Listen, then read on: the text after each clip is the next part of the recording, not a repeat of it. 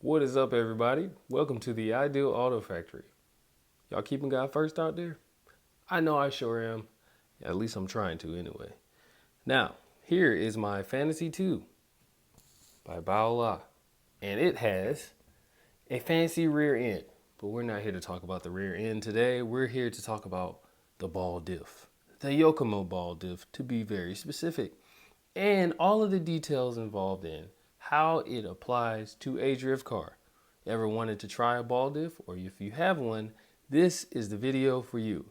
So without further ado, let's get into it. Getting right to it, let's take this body off, lift up the rear end, and show you the ball differential in action. As I hold one wheel, you'll see that the other can slip. And that is what a ball diff does. It slips based off of how much tension or how tight the screw is. If the screw is tighter, it slips less. You can make the screw so tight that the ball diff actually turns into a spool, which means it's a welded diff or a lock diff. But as you loosen it, the ball diff begins to slip more, even so much so that you can have so much slipping that you do not move forward when you spin the center gear. Now, here is the actual ball diff components. This is a Yokomo ball diff. This ball diff and all of its components will not be assembled today. Go ahead and watch Rolling Garage's video on how to assemble a ball diff if you want to know how to assemble it. All I'm doing right now is showing you what it's like to get a ball diff brand new in the package and all of the components that come with it. And really all a ball diff is a bunch of tiny balls that are slipping on a washer, and that washer is inside that black gear that I'm showing right now. So next up, what I'm doing is pulling out the manual. The reason why I'm doing this is because this is the most important part. This ball diff is not built for a drift car. It is built for cars with rubber tires. It is built for cars that have grip, because they want you to tighten up that diff so tight that it doesn't slip. That's not what we want in a drift car. We need control by way of having the two wheels that have almost zero grip in the rear slip. It's very hard to do when that ball diff is really tight. And if you read these instructions, you can pause it. You'll see that it says to tighten it up so that it does not slip, which is not good for a drift car. Now you may ask yourself, how does it even slip or not slip? Well, what you do is you tighten that screw right there. You tighten that screw up, and the more you tighten it, the less slippage you get, the less differential action you get. Now, depending on how you put your diff in your car, you could have the screw head or the flat head on the driver's side or the passenger side. Mine is on the spur gear side. So on the spur gear side, you see right there, there's that little flathead opening for the screw. And if you're really good, you can get in there with a flathead without taking your wheel and your drive shaft off. Now I'm going to catch up here. This is a Sky RC diff analyzer. Long story short, what this is meant to do is give us a baseline. Baseline for the amount of slip that is in this diff. Nothing more, nothing less. It's not a torque number. It's not anything else. It's just for a simple number measurement. All right. So this is it with nothing attached to it. Around 70.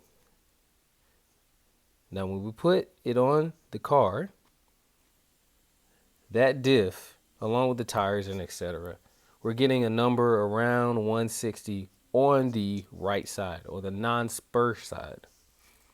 And when I hold the opposite wheel, we get less resistance. And notice that wheel stops. Pay close attention to that. Now it's spinning again. And we're back into the 170s, 165. So this is the opposite side. Notice the numbers. I hold the wheel. We get less resistance. I'm going to let go of the wheel. That wheel does not spin. I stop. I start again. We're back in the 165, 170 range. All right, how y'all doing right now? Y'all doing good? Y'all keeping up? Am I moving too fast? Is the videos moving too fast? I'm trying to keep it short and sweet. All right.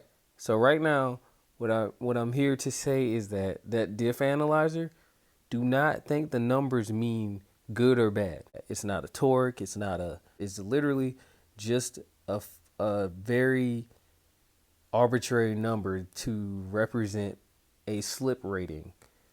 And it has nothing to do with anything but the voltage that is put into that diff analyzer versus the voltage that it takes to actually spin my wheels.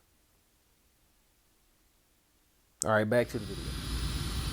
Here, what I'm doing is I'm holding the left wheel very softly, constant throttle. Since there is a CLSD and a gear diff, I'm trying to find what characteristic exists for the ball diff. So I'm holding it, finding whether it slips, and then as I gradually increase the throttle, I'm trying to see what happens. Does it lock up? Does it continue to slip? Does it not spin at all? This is me trying to understand what a ball diff does throughout the throttle range, no matter what throttle I'm doing or what style of driving I have. Here you can see me going in small circles. What I'm doing right now is going at a very low rate of speed to see if I actually get slip on the ground. We all know things sound nice by the book and in theory, but until you apply it to what is actually going on, it means nothing. And as I go in reverse, the inside wheel barely spins. As you can see, it does spin just a little bit, but it barely spins. Now going in reverse in the opposite direction, the same thing happens. That inside wheel barely spins, or this one isn't spinning at all. Now that could be some kind of inconsistency with the way the ball diff was assembled or anything like that. Yeah, I don't think it causes that big a deal in the control or the efficiency of how you drive, but you do notice that that wheel is at a stop. And when it comes to a spool or a gear or a CLSD, you may not get this. You may not get this differential action at a low rate of speed, but we'll find out. Right now, I'm going to try to get as tight of a donut as I can. Right now, you can hear me playing with the throttle, figuring it out, and then I'll smooth my throttle out to get a more consistent drift. This is me testing out drive style and characteristic of this ball diff. All right, up next is one of the most important things I think you should do when you're putting a ball diff together and you got it assembled and you want to test out whether or not it's doing what it's supposed to.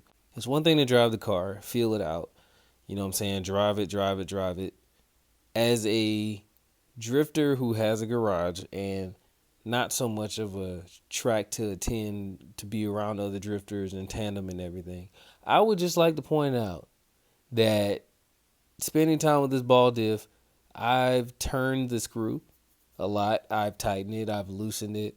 This next part is one of the most crucial steps to me in determining whether or not you actually have a functioning differential.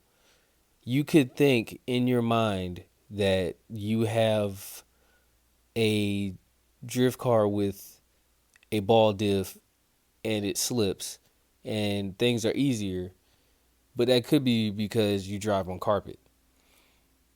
But when you get on asphalt, it's a whole different ballgame. And you're like, what in the world happened? Or it could be vice versa. You're on asphalt, feels good. You get on carpet, nothing's happening. So I'm saying that to say, in this next clip, what I found out is that when you apply what you think will happen when you're drifting while you're standing still, you learn a whole lot about the vehicle, and you also learn about what's actually happening as you drift, because you have no choice but to see it in action. So here it is, the best part. Y'all take a watch. Here I am. I'm holding the left side wheel while the vehicle is on the ground, the spur gear side. And I'm barely on the throttle. And I'm barely pushing down on it. And look at that. It actually slips. It actually slips on that left wheel, and it stays spinning when I let go. Let's try the same thing on that right wheel. Still happens. Same thing's happening again. Oh, we got that stoppage from when we did that diff analyzer. But what? If I blip the throttle, both wheels start spinning again. So that's something to take note of, because when I'm thinking I'm driving and my car reacts a certain way, maybe I haven't gotten back into it actually spinning both wheels again. Now I'm doing a suspension test. I'm tilting the car. I'm actually tilting the front of the car to the left and to the right to see if I can get the wheel to stop. I don't think my vehicle actually leans this far, but it still makes a difference in knowing what exactly is happening to my car when I lean to the left, lean to the right, transition hard to the right, transition hard to the left, things like that. Alright, now that that's over, I'm pretty much just having fun now. I'm going doing donuts, but I'm also testing the ability to stay smooth in these donuts. So I'm playing around with the throttle a little bit. You know, going up and down. Does it really affect how I'm doing this donut? I know good and well that my steering, can smooth things out for me, but also I'm testing this diff on purpose. I'm feeling it out, feeling out whether I like what I've done to this ball diff, how loose it is, how tight it is. Because sometimes you can make it too tight, and sometimes you can make it too loose. And that's all I've done. Here again, same thing. Oh, hairpin turn. Let's see if I can get out of that. All of these little experiments, all these little tests that I do is to figure out whether or not this ball diff is consistent, whether it's something I like, whether I'm feeling it, whether I'm not feeling it, whether or not it's built right, and whether it stays consistent. So if I do 10 laps, does the same thing happen every 10 laps? And that's going to do it. That's pretty much how I have done every diff that I get. I've read the amazing article that Super G put out for the CLSD, and then they go into detail on the ball diff, the spool, the gear diff, and how the CLSD is a game changer. So after owning a few drift cars, this is my information I'm giving to you all in a video format from what I've felt and what I've seen by driving certain cars and feeling it out on the track. Like I said, I do drive by myself more than I drive with others. So that does play a part in how much I get to dive into things versus just having a track and everybody's running the same kind of setup. Or, everybody's on the same tire, everybody's on the same weight distribution, everybody's on the same kind of chassis or the same differential. Not knocking any of that. What I'm getting to, what the point I'm trying to make is that overall, when you do that stuff, you go with what's tried and true. And this is me trying so that it is true. So here's the ball diff. Here is how I find out what I like about it. Here's how I found out what exactly it does. Here's how I found out what my drive style is going to benefit from having this type of differential in my vehicle. It's not my favorite diff, but it is one of the diffs that is going to benefit anyone who puts it in there once you learn and figure out what all it does. So let's recap. We had around a 170, 165-ish diff analyzer rating when both wheels were free spinning. And you'll notice one wheel spinning forward, the other one spinning backwards. That's differential. Thanks, Troy. And also, when I held one wheel, the resistance was less. It dropped down about 20 points, you could say. So diff went from a 165-ish to a 145. So from there, we found out that the diff does slip on the ground at my setting. You can tighten it up some more and it may not slip.